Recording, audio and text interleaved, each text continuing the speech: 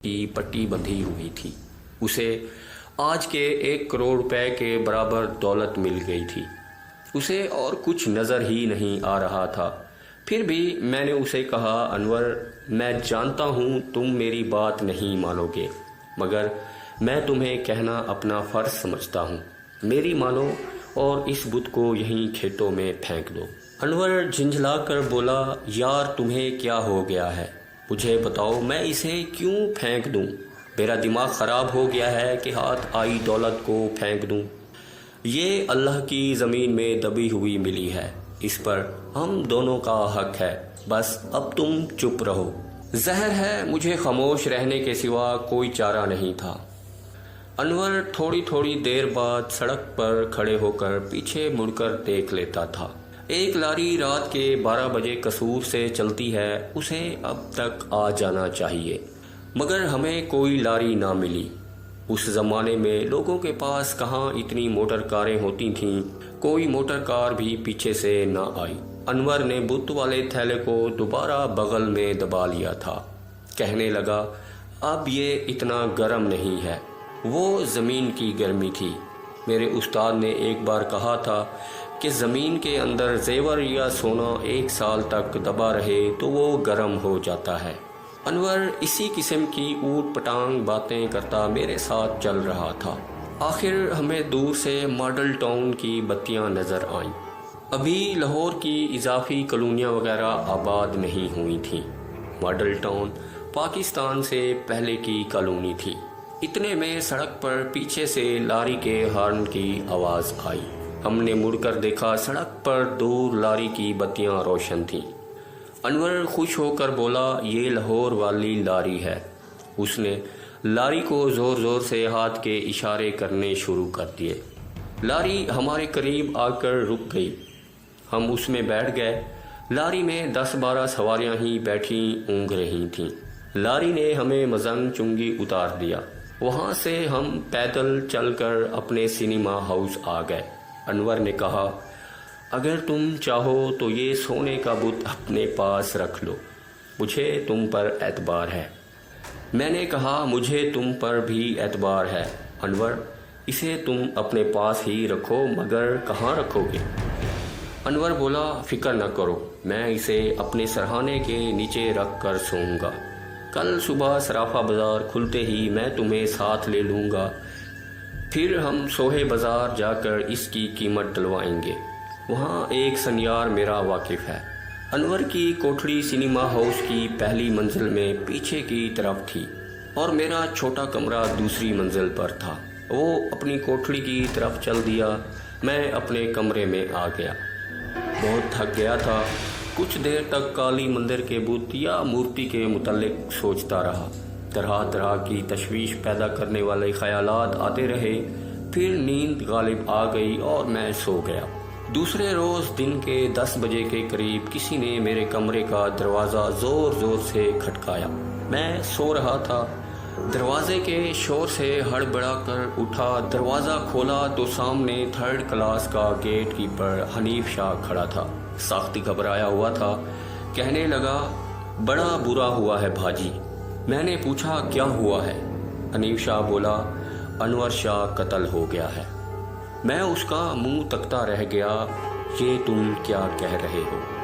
हनीफ शाह बोला, भाजी जल्दी आए, किसी ने अनवर शाह का सर हथौड़े से कुचल दिया है, पुलिस आई हुई है।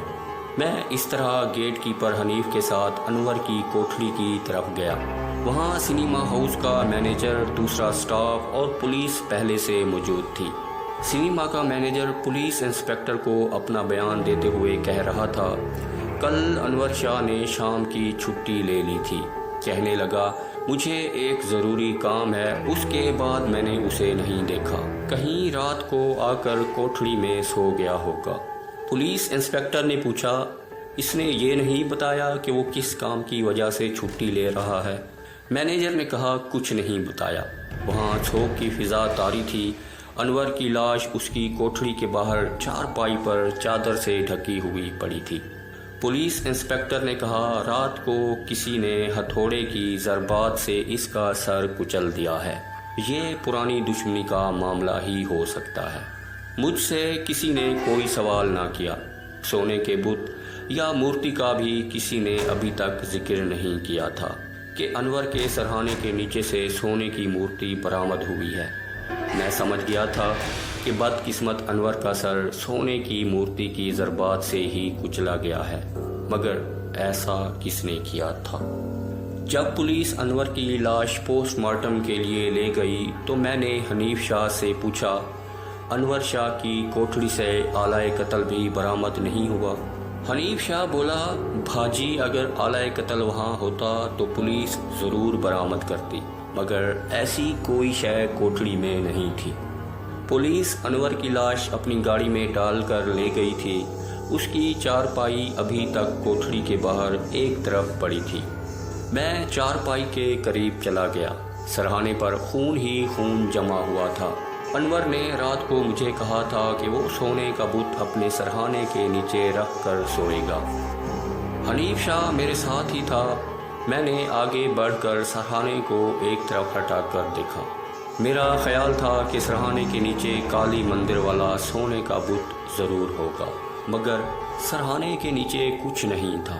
سونے کا بت غائب تھا۔ اب مجھے اپنی فکر پڑ گئی۔ اگر انور کی موت کالی مندر کے بت کی وجہ سے ہوئی تھی تو میری جان بھی خطرے میں تھی، کیونکہ میں بھی بت کو چرانے کے لیے انور کے ساتھ کالی مندر میں گیا تھا۔ اگر کالی مندر کا بت انور کی کوٹھڑی سے برآمد ہو جاتا تو پھر بھی تسلی ہو جاتی، لیکن بت غائب تھا۔ اچانک مجھے خیال آیا کہ یہ بھی ہو سکتا ہے کہ یہ کام انور کے خالہ زاد بھائی کا ہو، جس نے انور کو بتایا تھا کہ کالی مندر میں زیورات دفن ہیں۔ ہو سکتا ہے رات کے وقت وہ چھپ کر ہمارا تعاقب کرتا رہا ہو۔ اسے معلوم ہو گیا ہو کہ میں اور انور سونے کا بت نکال کر لے آئے ہیں اور اسے انور اپنی کوٹھڑی میں لے گیا ہے۔ اس کے بعد وہ اپنے کسی ساتھی کو لے کر انور کی کوٹھڑی میں آ گیا ہو، یا اکیلا ہی انور کی کوٹھڑی میں گھس گیا ہو اور اسے جگا کر سونے کے بت کی بابت بات کی ہو۔ انور نے انکار کیا ہو اور کہا ہو کہ اس کو کالی مندر سے کچھ نہیں ملا۔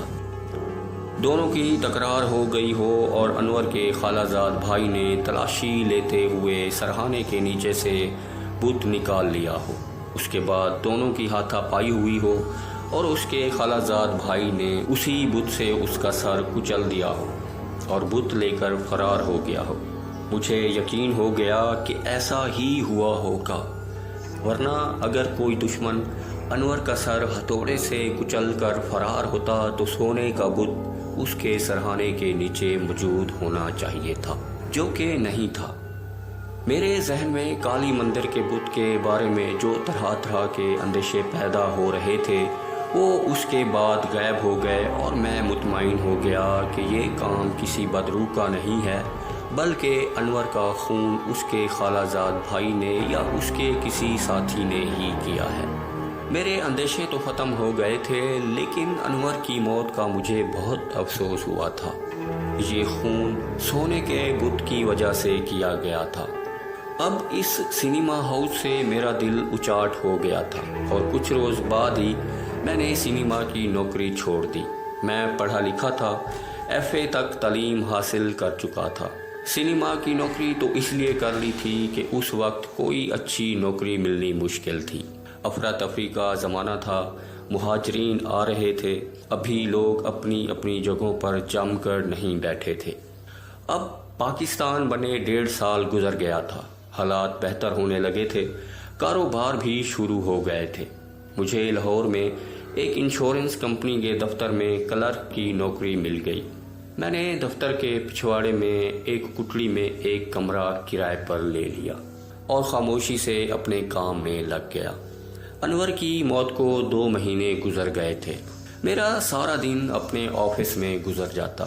دفتر سے فارغ ہونے کے بعد میں کبھی محلے کے ایک ریستوران میں چائے پینے بیٹھ جاتا، اور کبھی موسم اچھا ہوتا تو سیر کرنے جناح باغ کی طرف نکل جاتا۔ روہت گڑھ کے پرانے قلعے کی حویلی کی حسین و جمیل بدروح روہنی عرف سلطانہ اور اس کے اور میرے دشمن زرد پوش پجاری رگھو کی خوفناک یادیں اب میرے دل و دماغ سے محو ہونا شروع ہو گئی تھیں۔ ان دونوں میں سے کسی ایک سے واسطہ پڑے ایک طویل مدت گزر چکی تھی۔ لگتا تھا کہ ایک بھیانک خواب دیکھا تھا۔ اس وقت تک ہندوستان اور پاکستان دونوں ملکوں کے درمیان پاسپورٹ ویزا سسٹم رائج ہو چکا تھا اور بغیر ویزا پاسپورٹ کے بارڈر کراس کرنے والے کو پکڑ کر جیل میں بھیج دیا جاتا تھا۔ بھارت کا یہ رویہ اس معاملے میں ایک دشمن ملک کے رویے جیسا تھا۔ اس میں کوئی شک نہیں کہ بھارت کو پاکستان کے بن جانے کا بے حد صدمہ تھا اور وہ شروع دن سے ہی کبھی کھل کر اور کبھی اندر ہی اندر پاکستان سے دشمنی کرنے لگا تھا۔ کشمیر میں اپنی فوجیں بھیج کر اس نے غاصبانہ قبضہ کر لیا تھا۔ کشمیری اپنا حق خود ارادی اور بھارتی تسلط سے آزادی حاصل کرنے کے لیے اٹھ کھڑے ہوئے تھے اور بھارتی حکومت نے مقبوضہ کشمیر میں ظلم و تشدد کا سلسلہ شروع کر دیا جو اس وقت تک جاری ہے۔ چنانچہ بھارت میں اگر کوئی بھارتی مسلمان بھی بارڈر ایریا کے قریب چلتا پھرتا نظر آ جاتا تھا تو اسے پاکستانی جاسوس کہہ کر گرفتار کر لیا جاتا تھا اور پھر اس کا کچھ بھی پتہ نہیں چلتا تھا کہ وہ کہاں گیا۔ میرا بچپن کا دوست جمشید ابھی تک بمبئی میں ہی تھا اور وہیں اپنا کاروبار کر رہا تھا۔ اس نے کئی بار بلایا کہ بمبئی آ کر اسے مل جاؤں۔ میں نے اسے ہمیشہ یہی جواب دیا کہ پاسپورٹ بنوا لوں، پھر ویزا لگوا کر 2-1 دن کے لیے آ جاؤں گا۔ میری صحت پہلے سے اچھی ہو گئی تھی، جسم بھر گیا تھا۔ امرتسر میں میری شادی میری کم عمری میں ہی ہو گئی تھی اور چند 1 سال کے بعد یہ ڈرامہ ہمیشہ کے لیے ختم ہو گیا تھا۔ اس کے بعد میں نے شادی نہ کرنے کا فیصلہ کر لیا تھا۔